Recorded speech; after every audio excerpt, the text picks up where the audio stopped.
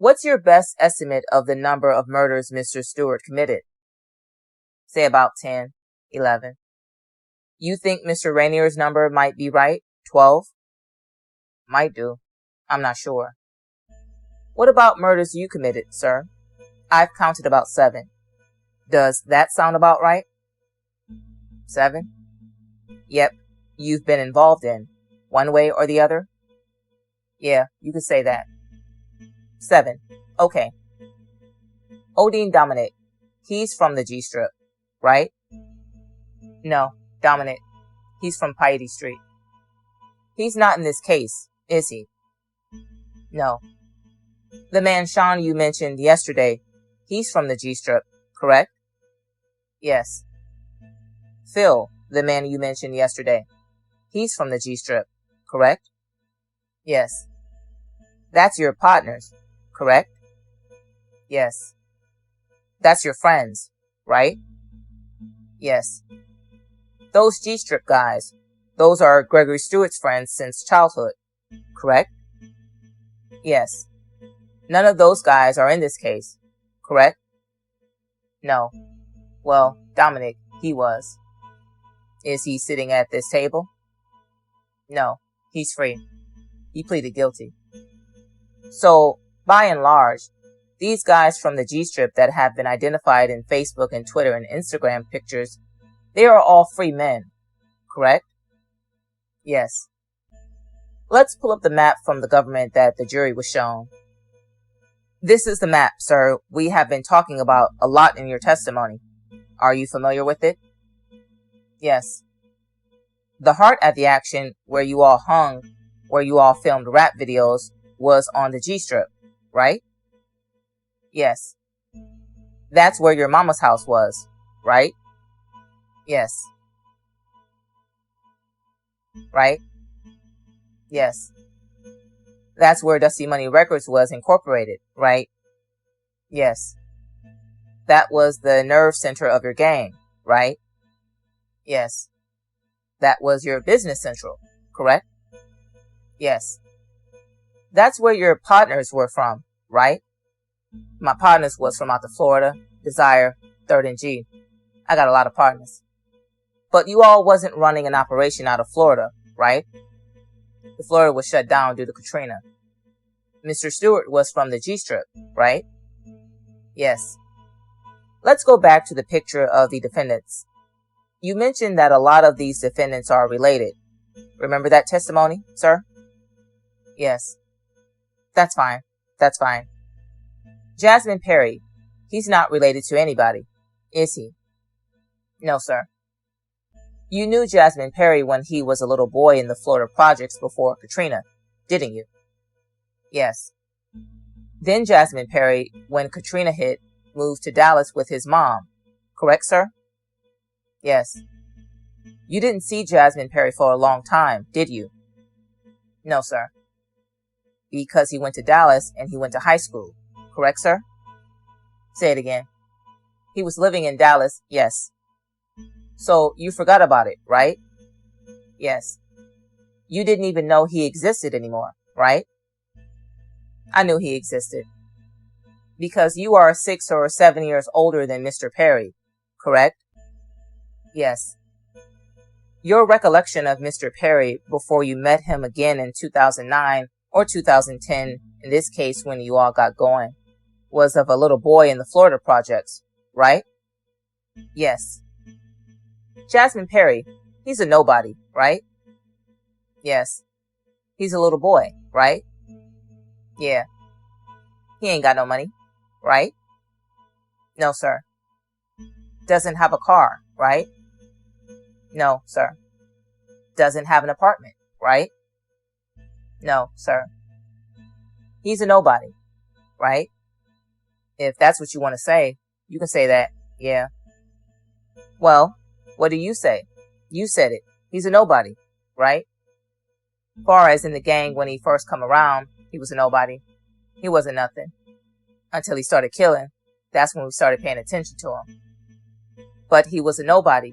And it's easy to hang a bum rap on a nobody, right? Hang a bum rap? What you mean? Well, you know what it means. right? I don't know what you mean. You said a bum rap. I don't know what that means. It's easy to tell a lie on a nobody, right, sir? What you mean, tell a lie?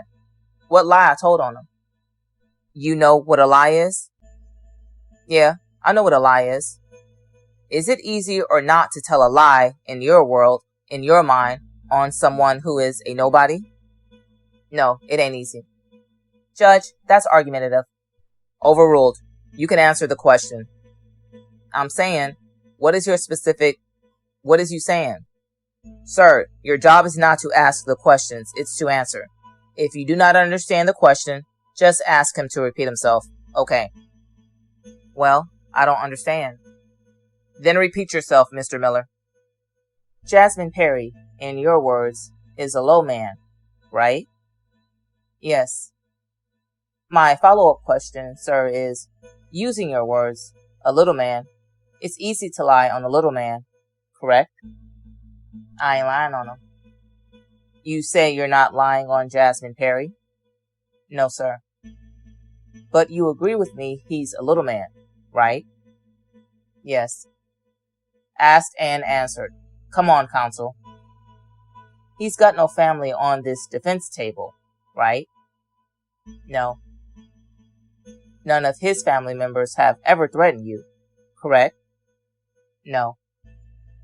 You don't even know his family members, right? Yeah, I know his family members. They are nice people, right? Yeah, they are good people. They go to work, right? Yeah. Now, you gave a lot of testimony to Mr. Rainier about the drug operation and how it worked. I appreciate it. That was very helpful information.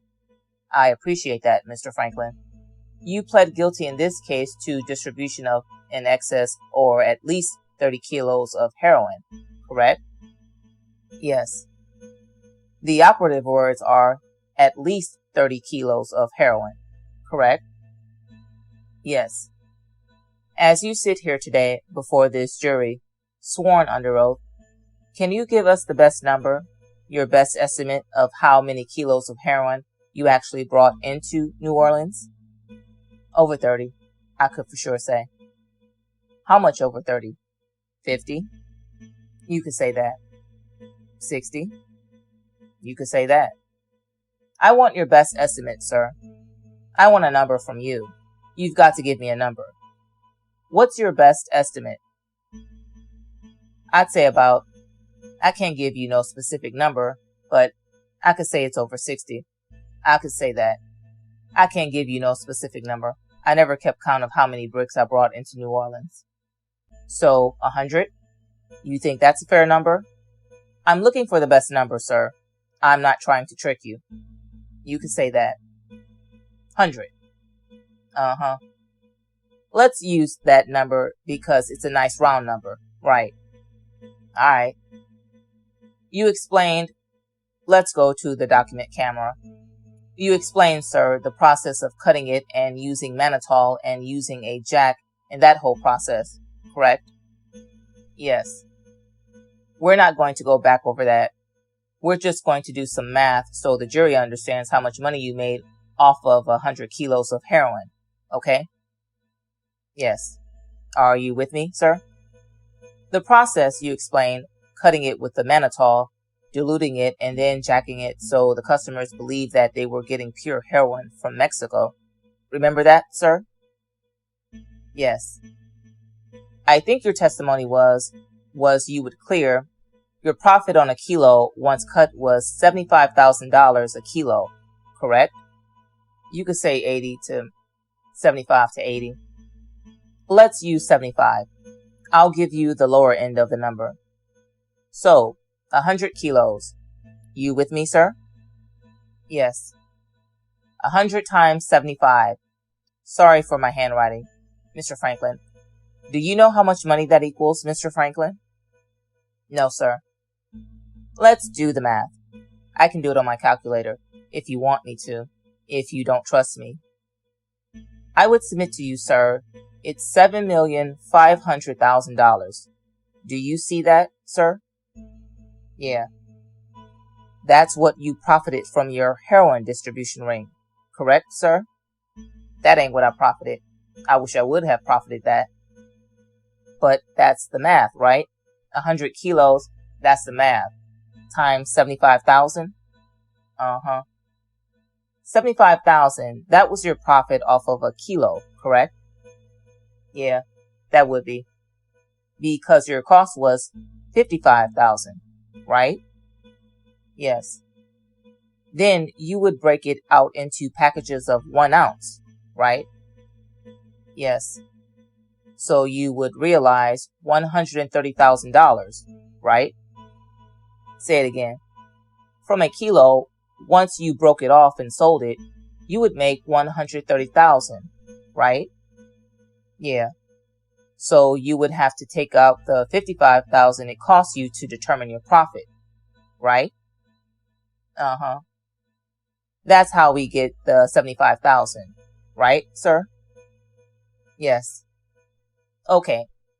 7.5 million. We've seen pictures. You had buses, right, Mr. Franklin? I rented buses. You rented buses. You certainly had lots of cash, right? Yes. We saw one picture. You're walking around on the street with $40,000 in your pocket, right? Yes. I know you mentioned you'd had houses or apartments in Slidell. I had an apartment in Slidell. You had a house in Mississippi? Yes. You mentioned you had a place in Laplace. I never mentioned that. I thought you said you were staying in Laplace. I used to stay in Laplace, but I don't remember mentioning that. No, you mentioned that yesterday, sir. I took notes. Was that your place or an apartment? You had an apartment in Laplace? Yes. How many other apartments or houses did you have? A lot. I moved around a lot. Slidell. I moved around a lot. Cars. You had 3 Infinities and a Lexus? A Corvette. I had a lot of cars. All this money and all these cars and houses. You had jewelry? No, I don't wear jewelry. Cars and houses and cash and buses. Did the government ever seize any of that from you? No. Did you ever have to forfeit any of that money or any of those assets to the government for the crime that you admitted? No, sir. They gave you a pass on that, right? They didn't give me no pass on it. They asked me to forfeit it, but I didn't have none. Oh, you don't have it. Okay. What happened to it? Got caught up when I went to jail.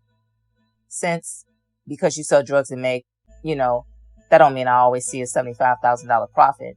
Like I told you, I like to trick. I like to pay for sex. I like to go in a club and throw money. I like to wear finer clothes.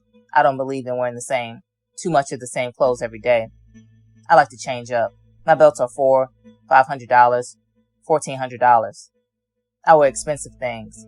So that don't mean I got no $7 million. Sometimes when you get bricks, it ain't always be good. So if it's not good, you go buy 2 bricks of some bum dope. You just got to sit on it. Take it as a loss for 100. That's a $110,000 loss. We pay taxes in the drug gang. We just don't pay them like y'all do. We pay for bonds. We take losses. Your partners don't come up with the money. Someone you fronted don't show up with the money. There's losses we take. It ain't no. Let me ask you that on the issue of taxes. You're making all this money, walking around with all this cash. You file tax returns? No. Never filed a tax return, right, sir? No, sir. Okay, let's pull up the picture with the witnesses. This is, again, one of Miles's exhibits, one of Mr. Rainier's exhibits. All right, sir. You've seen this exhibit before, haven't you, sir? You're familiar with the people on this slide. Yes, sir. Correct, sir? Yes, sir. Gregory Stewart. Now, talking about bodies. Okay. Talking about what? Bodies. Murders. All right. You said you got 7, right? I ain't say I got 7. You said I was involved in 7. I ain't never said that. But you agreed with that. Yeah. Is I'm sure? No. Now, if you count them, I'll agree to which ones I was involved and wasn't involved in. Well, we said 7 is a fair number. What about, you mentioned that Mr. McCaskill, he was a hitman, right? He was a killer. He wasn't no hitman, but he'll take a hit. Do you know how many murders Mr. McCaskill is responsible for, committed in his life? Any idea? A lot. A lot. 10? Give me a number. I don't know. A lot. Do you think 10 is a fair number? I just know a lot. I can't count. I can't keep count. I don't know a count, but I know he did a lot of them. I'll ask Mr. McCaskill. He's going to come testify too. Yeah. What about Mr. Briggs? Was he a murderer? The guy next to Mr. McCaskill, right here? Not that I know of. Not that you know of.